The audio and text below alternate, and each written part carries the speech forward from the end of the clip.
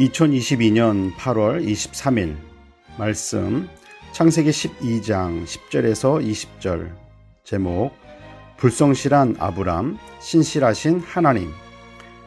믿음 생활 하다 보면 분명히 하나님의 말씀에 순종했음에도 불구하고 길이 막히고 어려운 일들을 만날 때가 있습니다.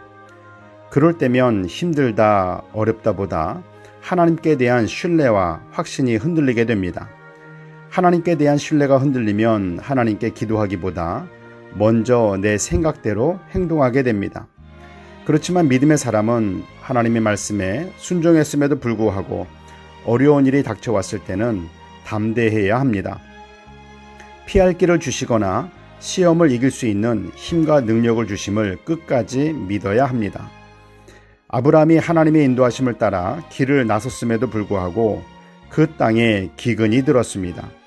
아브라함은 기근을 피하기 위해 애굽으로 갔습니다. 그런데 아내 사레가 너무 아름다운 것이 아브라함의 큰 문제라 생각했습니다. 애굽 사람들이 아내 사레의 아름다움을 보고 아내를 빼앗기 위해 자기를 죽일 것이라 생각한 것입니다. 아브라함은 자기가 살기 위해 아내에게 만약 사람들을 만나거든 내 여동생이라 말하라. 그래야 내가 살 수 있다고 말했습니다. 아브라함이 집을 떠날 때가 75살, 아내 사레는 65살이었습니다. 그런데도 그 미부가 출중하여 아브라함의 예측 그대로 왕궁에까지 소문이 나고 바로의 궁 안으로까지 들어가게 되었습니다. 아브라함이 그럼 그렇지, 내 생각이 맞았어. 정말 아브라함의 생각이 맞은 것일까요? 아브라함은 불신앙뿐 아니라 애굽 사람들을 아주 나쁜 사람 취급을 했습니다. 그리고 아내에게도 큰 상처를 주었습니다. 아브라함은 하나님께서 그의 자손들에게까지 복을 주시겠다는 말씀을 들었습니다. 그때 아브라함에게는 아들이 없었습니다. 그렇다면 분명 하나님께서 아들을 낳기까지 내 생명은 하나님께서 지켜주실 것이다라는 믿음을 가져야 했지만 아브라함은 하나님을 신뢰하지 못했습니다. 아브라함은 애굽 사람들을 남의 아내를 빼앗기 위해 남편을 죽이는 나쁜 사람들이라 단정을 지었습니다. 경험해 보지도 않고 애굽 사람들을 정죄한 죄를 범했습니다. 무엇보다 아내에게 큰 상처를 주었습니다. 죽으려면 같이 죽던지 아내를 살리기 위해 남편이 희생해야 마땅하거늘 자기 살겠다고 아내에게 너는 딴 남자에게 가라는 말을 저렇게 쉽게 할 수 있을까? 이 한 장면을 통해 아브라함이 얼마나 연약하고 부족한 사람인가를 알 수 있습니다.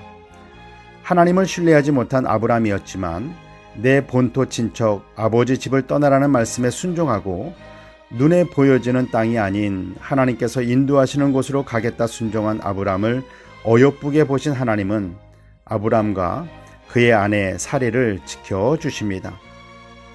우리 하나님은 신실하신 하나님이십니다. 약속을 지키시고 보호해 주시고 인도해 주시는 하나님을 신뢰할 때 하나님의 말씀 앞에 순종하고 내 생각을 내려놓을 수 있게 됩니다. 생각을 따라가는 믿음 생활은 바람에 흔들리는 갈대 같은 사람이지만 말씀을 따라가는 믿음 생활은 견고한 반석 위에 서 있는 사람입니다. 기도하겠습니다.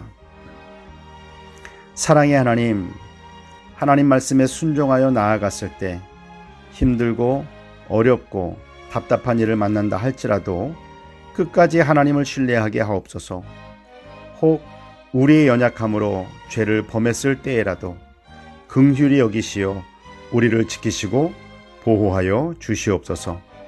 우리의 구원자 되시는 예수 그리스도의 이름으로 기도드립니다. 아멘.